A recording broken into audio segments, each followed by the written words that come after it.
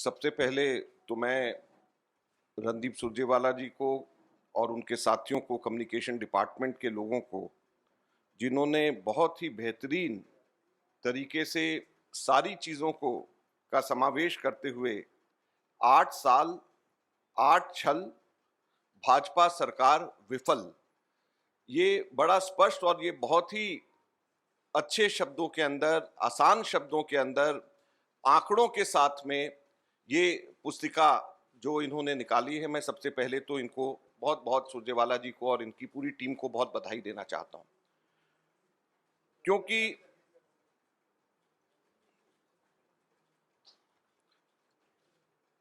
क्योंकि जो नारे सुरजेवाला जी ने अभी यहां पे बोले, 8 साल पहले मोदी जी ने जो नारे लगाए उसमें सबसे महत्वपूर्ण नारा अच्छे दिन का था, जिसमें वो अपने हर भाषण के शुरू में और हर भाषण के खत्म में कहते थे कि अच्छे दिन आएंगे, कुछ ना कुछ साथ में लगा करके कहते थे। लेकिन आज प्रश्न 8 साल के बाद में देश की जनता कर रही है और कांग्रेस पार्टी भारतीय जनता पार्टी से ये पूछना चाह रही है कि किसके अच्छे दिन आए? क्या भारतीय जनता पार्टी के अच्छे दिन आए, जिसके 5,000 करोड़ रुपया से अधिक संपत्ति भारतीय जनता पार्टी के खातों के अंदर आ गई? अच्छे दिन तो उनके आए। या उन 2-3 धन्ना सेठों के अच्छे दिन आए जो हर रोज 1,000 करोड़ रुपया कमा रहे हैं? अच्छे दिन तो उनके आए। या उन 142 सबसे अमीर लोगों के अच्छे दिन आए जिन्होंने कोरोना की आपदा में भी 30 लाख करोड़ रुपया कमाया? तो अच्छे दिन तो इन लोगों के आए। अच्छे दिन आए उन बैंक लुटेरों के जिन्होंने 5,35,000 करोड़ रुपए का गबन किया। बैंक लुटेरों ने, अच्छे दिन तो उनके आए। और देश की जनता जिनसे वोट अच्छे दिनों का वायदा लेकर के किया गया, उनका क्या हुआ? 1,000 रुपए का खाना खाने की गैस का सिलेंडर, 200 रुपए खाना बनाने का तेल और दाल, 100 रुपए से ऊपर पेट्रोल और डीजल देश की जनता के लिए। किसानों के लिए क्या? 3 काले कानून, आत्महत्या का दंश और मात्र 27 रुपए रोज की आमदनी, ये किसानों को मिला। युवाओं को क्या मिला? 45 वर्ष की आज तक की भीषणतम बेरोजगारी, ये हमारे युवाओं को मिला। एमएसएमई को, मध्यम वर्गीय जो हमारे इंडस्ट्रीज हैं, उनको क्या मिला? 60 लाख एमएसएमई तालाबंदी के कगार के ऊपर हैं और व्यापार के अंदर मंदी है। 84% लोगों की घटी हुई आमदनी है। 12 करोड़ लोगों को नौकरी से उनको छुट्टी मिल गई। तो ये लोगों को क्या अच्छे दिन दिखाने के लिए 8 वर्ष पूर्व मोदी जी सत्ता के अंदर आए थे? आज कांग्रेस पार्टी, भारतीय जनता पार्टी और मोदी जी से ये पूछना चाहती, अगर हम लोग जो है विश्व स्तर के ऊपर जो अलग अलग सर्वेज होते हैं, अलग अलग आंकलन होता है, अगर हम भारत को और भारत का हम 2014 और आज के अगर हम आंकलन करें, और इस पुस्तिका में बहुत ही खूबसूरती से इसका पूरा ग्राफिक डिटेल है, मैं आपको बताना चाहता हूं। ग्लोबल हंगर इंडेक्स के अंदर भारत 2014 के अंदर 55वें पायदान पे था, जो आज बढ़ करके 101वें पायदान पे, 101 नंबर पे ग्लोबल हंगर इंडेक्स के अंदर भारत पहुंच गया। आप सोचिए, 55 नंबर से बढ़कर के 101वें नंबर पे, ये भारत का विश्व के अंदर ग्लोबल हंगर इंडेक्स के अंदर भारत ने इतनी प्रगति भारत के अंदर करी, जिसको ये विश्व गुरु बना रहे हैं। फ्रीडम ऑफ प्रेस, आप सबके सब साथी 140 से ऊपर बढ़ करके फ्रीडम ऑफ प्रेस के अंदर हमारा विश्व की गिनती के अंदर 150 पे आ गए। जेंडर गैप इंडेक्स 114 से बढ़कर के 140 पे पहुंच गए। रूल ऑफ लॉ, जो कि हमारे किसी भी लोकतंत्र के लिए सबसे महत्वपूर्ण है, रूल ऑफ लॉ इंडेक्स में 35 से बढ़कर के हम 79 पे हम लोग पहुंच गए। सोशल प्रोग्रेस इंडेक्स 102 से बढ़कर 115 पे पहुंच गए। डेमोक्रेसी इंडेक्स, लोकतंत्र जिसको हम कहते हैं कि भारत में अब लोकतंत्र नहीं रहा, 27 से आगे बढ़कर के हम 46वें पे पड़ गए। ग्लोबल फूड सिक्योरिटी इंडेक्स में भी हम 69 से बढ़कर के हम 71 तक के हम सबके सब लोग पहुंच गए। तो हर वैश्विक मापदंड के अंदर भारत फिसलता जा रहा है और भारत नीचे गिरता जा रहा है। आज भारत की स्थिति ये हो गई है। तो हम लोगों ने जो 8 साल 8 छल जो कहा है, इसको 8 अलग अलग वर्गों के अंदर बांटा है। मैं बहुत ही संक्षिप्त में ये 8 वर्ग क्या हैं और उनके एक एक दो मैं आपको बताऊंगा। अगर डिटेल में बताया तो ये सारे के सारे में कम से कम 2-3 घंटे की प्रेस कॉन्फ्रेंस चाहिए होगी, इसलिए हम बहुत ही संक्षिप्त में आपको बताएंगे और ये भी आप लोगों को हम बांटेंगे तो आप लोग इसको आगे देख भी सकते हैं। सबसे पहला छल, भाजपा है तो महंगाई है। होलसेल प्राइस इंडेक्स थोक महंगाई 30 सालों में आज तक के सबसे ज्यादा बढ़कर के 15.08% पे पहुंच गई। खुदरा महंगाई कंज्यूमर प्राइस इंडेक्स 8 साल में सबसे बढ़कर के 7.8% के ऊपर हो गई। पेट्रोल और डीजल के ऊपर 27,50,000 करोड़ का एक्साइज भाजपा की सरकार ने पिछले 8 वर्षों के अंदर लिया है। हम सब लोग जानते हैं, आपको हम बार बार बता चुके हैं कि डीजल पर एक्साइज ड्यूटी 344% और पेट्रोल पर एक्साइज ड्यूटी 110% बढ़ी है। गैस के ऊपर हमारे समय के ऊपर हमारी सरकार 46,458 करोड़ रुपए की सब्सिडी दिया करती थी ताकि गैस का बोझ हमारे साधारण लोगों के ऊपर ना पड़े। ये पूरी की पूरी सब्सिडी खत्म कर दी गई है। लिहाजा उसका असर क्या है, 2014 के अंदर डोमेस्टिक गैस सिलेंडर 410 रुपए था, आज डबल होकर के 800 रुपए हो गया है। कमर्शियल गैस सिलेंडर 1541 रुपए था, आज लगभग डबल होकर के 23,365 रुपए हो गया है। सीएनजी जो कि हमारे दिल्ली के अंदर और दूसरे शहरों में अब इस्तेमाल होने वाला एक साधन है, एक ईंधन है, वो 35 रुपए से डबल से भी ज्यादा बढ़ करके 75 रुपए 61 पैसे प्रति किलो हो गया है। आवश्यक दवाओं के रेट बढ़ रहे हैं, टोल टैक्स के रेट बढ़ रहे हैं, खान पान की वस्तुएं बढ़ रही हैं। एल्यूमिनियम के ऊपर एक्स्ट्रा टैक्स लगाने की वजह से रेफ्रिजरेटर्स, टेलीविजन, सबकी सब चीजों के अंदर रेट बढ़ते जा रहे हैं। तो सबसे पहला हमारा जो भाजपा के ऊपर और नरेंद्र मोदी जी को कहना है कि ये जो अपने फायदे के लिए टैक्स बढ़ा करके कॉर्पोरेट टैक्स को कम कर दिया और उसकी भरपाई जनता की जेब काट करके जो करा जा रहा है, धनाढ्य अपने मित्र पूंजीपतियों को मदद पहुंचाने के लिए कॉर्पोरेट टैक्स तो कम कर दिया, लेकिन कॉर्पोरेट टैक्स की भरपाई करने के लिए जो कमी कॉर्पोरेट टैक्स के अंदर हो रहा है उसकी भरपाई करने के लिए जनता की जेब पे से, साधारण और गरीब लोगों की जेब पे से डाका डाला जा रहा है। इससे बड़ा अत्याचार नहीं हो सकता हमारे देश के अंदर। और दूसरा छल और भी महत्वपूर्ण, सबसे युवा देश को बेरोजगार व अनपढ़ता के अंधकार में झोंका। हमारे देश के अंदर बेरोजगारी का यह आलम है कि आज 7.9% के ऊंचे, सबसे ऊंचे पायदानों में से एक है। सीएमआई का इंडेक्स, वर्ल्ड बैंक की रिपोर्ट, सीडा की रिपोर्ट, ये सारी की सारी रिपोर्ट कहती है कि 45 वर्ष के अंदर आज तक के सबसे ऊंची बेरोजगारी हमारे देश में है तो आज है। जो हमारी लेबर फोर्स पार्टिसिपेशन रेट है वो 2016 में 47% थी, घट करके आज 39% हो गई। यानी 8% लेबर फोर्स पार्टिसिपेशन रेट हमारा हो गया है। यानी कि आज हमारे देश के अंदर लेबर फोर्स पार्टिसिपेशन रेट का अगर हम आधार लगाएं तो 48 करोड़ से ज्यादा लोग बेरोजगार हैं। 48 करोड़ से ज्यादा लोग हमारे देश में बेरोजगार हैं। ये हमारी सीएमआई की रिपोर्ट हमारी ये कहती है। वर्ल्ड बैंक की रिपोर्ट ये कहती है कि लेबर फोर्स जो पार्टिसिपेशन रेट है वो 2005 में 26% था, घट करके मात्र 15% रह गया है विमेन का।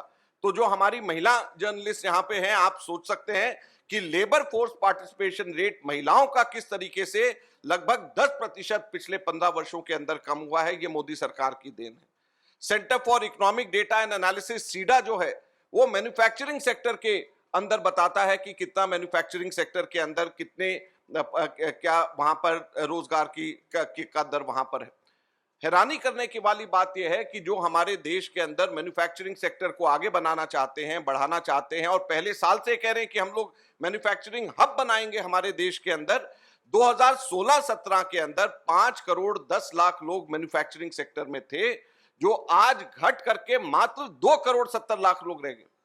तो लगभग 2 लाख से भी ऊपर, लगभग 2,40,000 लोग हमारे बेरोजगार हुए हैं मैन्युफैक्चरिंग सेक्टर के अंदर पिछले 4-5 वर्षों के अंदर। तो जो मैन्युफैक्चरिंग हब बनाने वाले हमारे देश की बात करते थे, वहां पर आज ये स्थिति हमारी हो गई है। सरकारी नौकरियों की बात करें तो 62 लाख सरकारी नौकरियां वैकेंसी है, 62 लाख वैकेंसीज हमारे देश के अंदर। इसके अंदर बहुत अच्छा चार्ट दिया गया है। 62 लाख जो वैकेंसीज हमारे सरकारी हैं, इसके अंदर इस बुकलेट में बहुत ही एक खूबसूरत चार्ट दिया गया है। ये चार्ट ये सुरजेवाला जी आपको दिखा रहे हैं। इसमें जो मुख्य जो डिपार्टमेंट्स हैं मैं आपको पढ़कर बताना चाहता हूं कि जो सेंट्रल गवर्नमेंट की डिपार्टमेंट्स हैं उसमें 9,10,000 वैकेंसीज हैं। हेल्थ सर्विसेज के अंदर जिसमें आंगनवाड़ी और हेल्थ पर्सनल हैं, उन दोनों के अंदर मिलाकर के लगभग 3.5 लाख वैकेंसीज हैं। प्राइमरी एजुकेशन के अंदर लगभग 8.5 लाख की वैकेंसीज हैं। हायर एजुकेशन के अंदर लगभग 50,000 की वैकेंसीज हैं। हमारे आर्मी और पुलिस के अंदर, दोनों के अंदर मिलाकर के लगभग 9 लाख की वैकेंसीज हैं। कोर्ट्स में वैकेंसीज हैं, स्टेट्स में अलग अलग वैकेंसीज हैं। टोटल 62,39,39,000 वैकेंसीज हमारे देश के अंदर है। आप देखिए कि हमारे देश के अंदर बेरोजगारी 45 वर्ष में सबसे ऊंची है, लेकिन सरकार के अंदर हमारे 62,29,000 वैकेंसीज हमारे केंद्र और राज्य सरकारों के अंदर पड़ी हुई है। हमारी आर्म फोर्सेस के अंदर, पैरामिलिट्री फोर्सेस के अंदर, पुलिस फोर्सेस के अंदर, हमारे एजुकेशन सेक्टर के अंदर, हेल्थ सेक्टर के अंदर, हर जगह के ऊपर वैकेंसीज हैं। जगह है लेकिन सरकार उनको नहीं भर पा रही है। तो इस चीज का जिम्मेवार कौन है? सीधे सीधे सरकार नहीं है तो कौन है? रेलवे के अंदर 2,66,000 लोगों की वैकेंसीज हैं। तो ये सभी वैकेंसीज जब इतनी सारी हैं तो इस चीज का जिम्मेवार कौन है? सरकार कैसे इस जिम्मेवारी से पीछे हट सकती है? तीसरा जो हमारा छल है वो अर्थव्यवस्था। अर्श से फर्श के 8 वर्ष में गर्त में अर्थव्यवस्था। जीडीपी की ग्रोथ कांग्रेस के समय में औसतन 8.36% प्रति वर्ष थी, घट करके भाजपा के समय में आधी लगभग 4.75% रह गई। और ये भाजपा के फिगर्स हैं, ये सरकारी आंकड़े, कोई हमारे आंकड़े भी नहीं। तो लगभग आधे जीडीपी ग्रोथ हम लोगों की हो गई है। अब मूल्यन रुपए का देखें तो आज तक के इतिहास में रुपया इतना नहीं गिरा जितना अब गिरा। 77.81 रुपए प्रति डॉलर रुपए की कीमत होगी आज हमारे देश के अंदर, यह स्थिति होगी है। अगर सरकारी कर्ज की बात करें तो 67 इयर्स में सरकार के, जब तक के 2014 में कांग्रेस पार्टी की सरकार थी, 55 लाख करोड़ का कुल कर्ज सरकार ने लिया था। पिछले 8 सालों के अंदर, सिर्फ मात्र 8 सालों के अंदर 80 लाख करोड़ रुपया कर्ज सरकार ने लिया। तो आप सोचिए कि 67 वर्षों के अंदर 55 लाख करोड़ और 8 वर्ष के अंदर 80 लाख करोड़ का कर्ज इस सरकार ने केवल लिया है। तो आज हमारा भारतवासी, हर एक भारतवासी औसतन 1 लाख रुपए के कर्ज में इस सरकार की वजह से डूबा हुआ है। पिछले 8 वर्षों के अंदर 80 लाख करोड़ का कर्ज लेना, उससे कंपेयर करें आजादी के बाद से लेकर के जब तक कांग्रेस की सरकार थी, कुल 55 लाख करोड़ का। तो कितना कर्ज में, जितना हमने 67 सालों में लिया उससे कहीं ज्यादा, 1.5 गुना उससे इस सरकार ने 8 वर्षों के अंदर ही कर्ज ले लिया। नॉन परफॉर्मिंग एसेट्स की बैंक्स के बात करें तो 21 लाख करोड़ का हो गया। लोन्स राइट ऑफ करने की बात करें, जो बड़े बड़े धन्ना सेठों के जो लोन्स राइट ऑफ किए जाते, किसानों के नहीं, मध्यम वर्गीय गरीब लोगों के नहीं, छोटे दुकानदारों के, छोटे उद्योगपतियों के नहीं, बल्कि धन्ना सेठों के अगर लोन्स राइट ऑफ करने की बात करें तो 11 लाख करोड़ रुपए के लोन्स राइट ऑफ करेंगे। बैंक फ्रॉड की बात करें, घोटालों की बात करें तो 5,35,000 करोड़ का बैंक घोटाले पिछले 8 वर्षों के अंदर मोदी सरकार के नाक के नीचे हुए। पीएसयूज को, पब्लिक सेक्टर अंडरटेकिंग्स को सेल पे लगा दिया। 27,000 किलोमीटर हाईवे सेल पे, 6,000 मेगावाट की बिजली उत्पादन सेल पे, 8,000 किलोमीटर की गैस पाइपलाइन सेल पे, 210 लाख मेट्रिक टन का अनाज भंडार सेल पे, 2,86,000 किलोमीटर टेलीकॉम फाइबर सेल पे है, 25 एयरपोर्ट सेल पे, 9 पोर्ट सेल पे, 761 माइनिंग ब्लॉक सेल पे, 2 नेशनल स्टेडियम सेल पे, 1,52,000 करोड़ मूल्य का रेलवे के एसेट सेल के ऊपर है। तो पूरे देश को इन्होंने सेल के ऊपर लगा दिया है, पूरे देश के लोगों को कर्ज के ऊपर इन्होंने डुबो दिया है। ये मोदी सरकार के 8 वर्ष का भारत को अच्छे दिन दिखाने का सपना पूरा इस तरीके से करा जा रहा है, ये हम सब लोगों को आज समझने की जरूरत है। चौथा साल आमदनी किसानों को कहते थे कि 2 गुना होगी, आमदनी नहीं हुई 2 गुना, दर्द दिया 100 गुना। कैसे? 3 काले कानून लागू कर दिए, 750 किसानों को अपने प्राणों की बलिदान देना पड़ा, जब जाकर के इस सरकार के कान के ऊपर जूं देंगी। अन्नदाता के ऊपर आज पिछले 8 वर्षों के अंदर लगभग 90,000 किसान खेत मजदूर आत्महत्या का फंदा चूमने को मजबूर हो गए हैं। ये हमारी सरकार की देन है। प्रति हेक्टेयर लागत कृषि के अंदर उपज के लिए 25,000 रुपया प्रति हेक्टेयर और बढ़ गई है, क्योंकि इन्होंने वैट लगा दिया है जिसपे कृषि के लिए इस्तेमाल चीजों पे जिसपे आज तक के इससे पहले कभी भी नहीं था। डीजल के रेट बढ़ गए हैं, खाद के रेट बढ़ गए हैं। इन सब चीजों की वजह से आज 25,000 रुपए प्रति हेक्टेयर किसानों के ऊपर लागत बढ़ गई है। ये आज हमारे किसानों को, अन्नदाताओं को ये आज दिया है। पांचवा छल, शौर्य के नाम पर वोट, देश व सेना के हितों पर चोट। 1,22,000 हमारे सेना के अंदर वैकेंसीज हैं। वन रैंक वन पेंशन हम लोगों ने 17 फरवरी 2014 को यूपीए की सरकार ने किया। उसके बाद आते ही 7 नवंबर 2015 को इन्होंने कहा कि जो भी वॉलंटरी रिटायरमेंट ले रहे हैं उन लोगों को वन रैंक वन पेंशन नहीं मिलेगी। सब जानते हैं कि 85% लोग 38 वर्ष से पूर्व रिटायर हो जाते हैं और उसके आगे के 10% लोग 46 वर्ष से पहले रिटायर हो जाते हैं।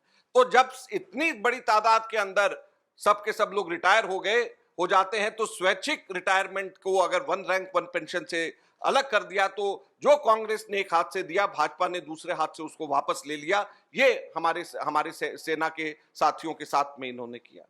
छठा स्थल, विकास से नहीं है नाता, बस नफरत फैलाना है आता। सरकारी आंकड़ों के अनुसार 2016 से 2020 तक के केवल 4 वर्षों में शुरू में 3,400 धार्मिक दंगे हमारे देश के अंदर हुए। अगर छोटे बड़े सभी मिला दिए जाएं तो हमारा मानना है कि लगभग 10,000 दंगे हमारे देश के अंदर कम से कम हमारे इन पिछले 8 वर्षों के अंदर हुए होंगे। ये मोदी सरकार की देन है। जैसे अभी सुरजेवाला जी बता रहे थे, 80 वर्सेस 20 करने की इनकी कोशिश है ताकि लोगों का ध्यान बेरोजगारी से, महंगाई से, जो वास्तविक समस्याएं और जो इनकी कमियां हैं उनसे दूर होकर, इनके भ्रष्टाचार से दूर होकर के, इनके धन्ना सेठों ने जो पैसे कमाए हैं उससे दूर होकर के लोगों का ध्यान दूसरी तरफ में लाया जाए। केवल और केवल यही कोशिश है, इसलिए लोगों को देश के अंदर हमारे बांटा जा रहा है। 7वां छल, पिछड़ों को पीछे छोड़ा, SC ST OBC से नाता तोड़ा। SC ST सब प्लान जो कांग्रेस लेकर के आई थी उसको इन्होंने पूरी तरीके से खत्म कर दिया। SC ST OBC के आरक्षण पे लगातार हमला हो रहा है। जो PSUs इन्होंने प्राइवेटाइज करने की बात करी है, इसमें 4,31,000 लोग SC ST और OBC के हैं। जब ये प्राइवेटाइज हो जाएगा तो इनके ऊपर तलवार लटकेगी और साथ में नई भर्तियां SC ST OBC की इन PSUs जब प्राइवेटाइज हो जाएंगी, जब ये सरकार के अंदर नहीं रहेगा तो इसमें कहीं पे भी इनके आरक्षण की बात नहीं रहेगी। तो ये SC ST OBC के हितों के ऊपर इससे बड़ा कुठाराघात नहीं हो सकता। इसके अलावा और बहुत विस्तार से इस बुकलेट के अंदर चर्चा है। 8वां जो छल है, राष्ट्रीय सुरक्षा पर आंच, मोदी सरकार ने बंद की आंख। भारत की भूभागीय अखंडता पर सीधा हमला हो रहा है पर मोदी सरकार मौन है। चीन ने लद्दाख में गोगरा हॉट स्प्रिंग्स में भारत मां की सरजमी पर कब्जा कर रखा है। चीन ने लद्दाख डेप्सांग प्लेस में वाई जंक्शन तक जबरन कब्जा कर रखा है।